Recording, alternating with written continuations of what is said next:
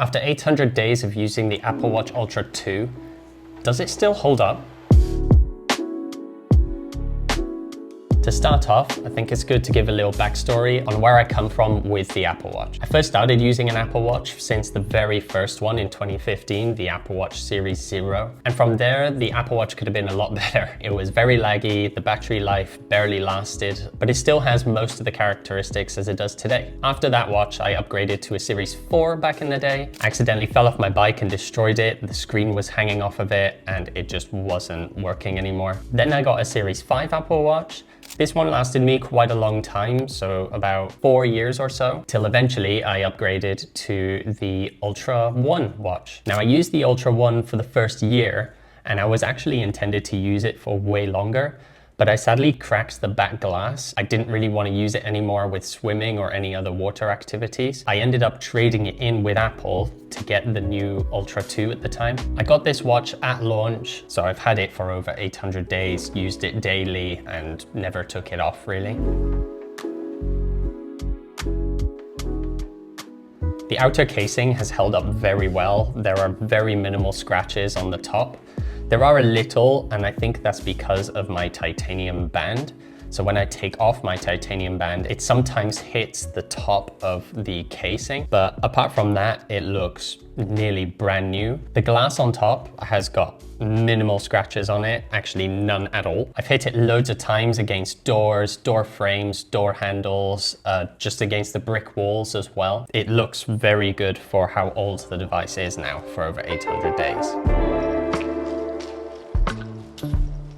Over the last 10 years of owning an Apple Watch, I've collected quite a lot of armbands, and there are definitely some that I still use for sure, but there are loads of them that I actually don't use anymore either. I mainly get the first party bands. They just seem to feel a lot better, but they also just last a lot longer. I've had this one isn't a first party one, and it's my only third party Apple Watch band. And to be honest, it just doesn't feel good wearing it at all on your wrist. And I really didn't enjoy this at all. So I've only worn it like 5 times in total, and it's really unenjoyable to wear. I mean, I've only used one third party band, but that's the main reason why I stuck with first party ones. I definitely have a top 3, which I just use throughout the week, and they never come off, to be honest. These 3 have been my top ones. Just a titanium Milanese band that works with the Apple Watch really nicely, and I love the combo. The Alpine loop strap has been very nice. I sometimes use this one whilst training as well, so going out sporting, but not very much. I usually have different bands for that. For example, these 2 bands are the ones I use mostly for training in, just because it's a lot easier to clean and there's no metal bits attached to it.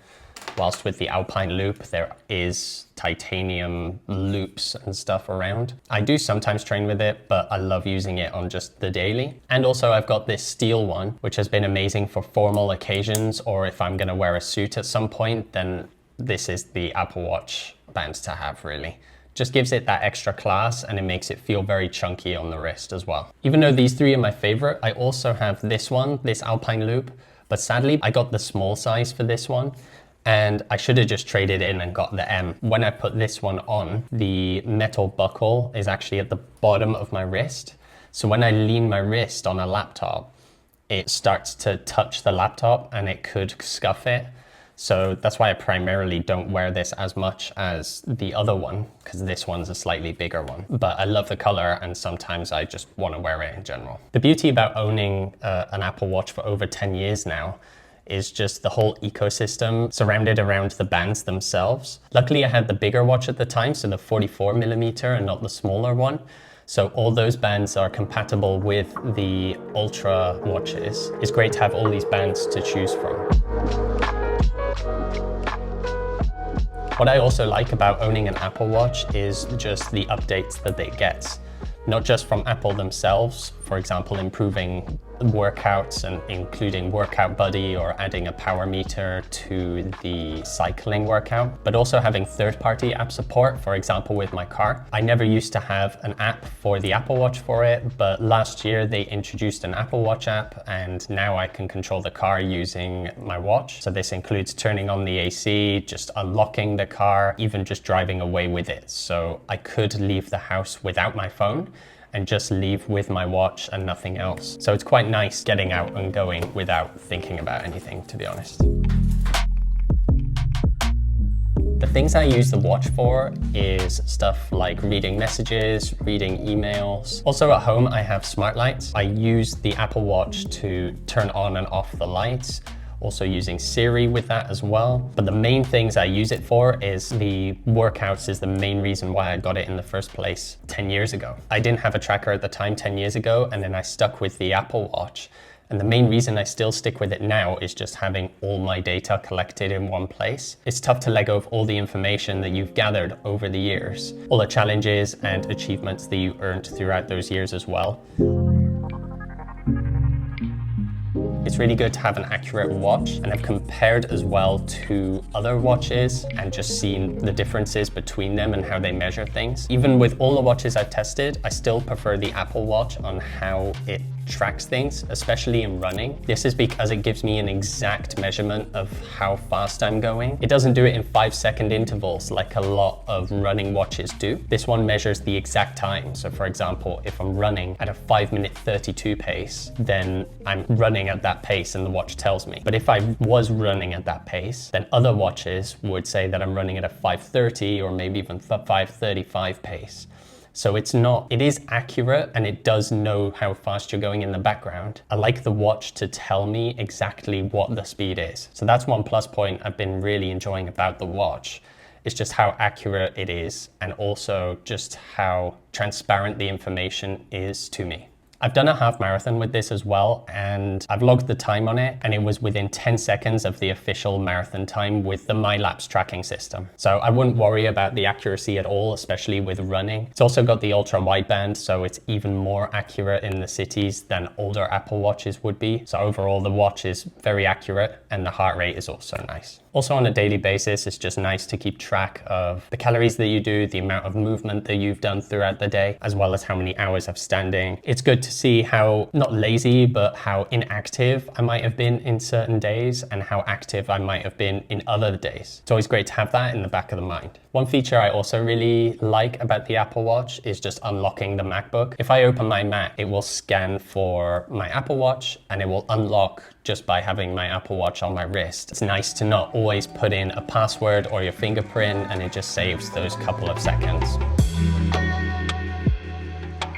How good is the battery life now after 800 days of use? To be honest, it's still holding up quite well. I've got 88% battery health right now. It's not degraded a huge amount, but it's definitely degraded a little, and I've definitely noticed it since I got the watch. For example, even if I did a workout when I got it, I used to be able to have 2 days of battery life with this thing. And now after doing a workout, I do have a lot of battery left. I still got 45% left when I go to bed. But at that point, you just want to charge the watch so that you have enough battery to do the sleep tracking and everything. I have to charge it every day if I've done an activity. But if I haven't done an activity, then it will last me the full 2 days, and I will end up with around 10% at the end of day 2. It's definitely gone down quite a bit, but it hasn't been a huge deal breaker or anything. And there's still quite a lot of battery to go at the end of the day. What helps the battery, of course, is just having the fast charging feature. It charges from 0 to 50 in 30 minutes. Being able to just put it on whilst having a shower, and then after your shower having quite a lot of percent back left, really helps for just having enough battery for the rest of the day or just grabbing something in a pinch.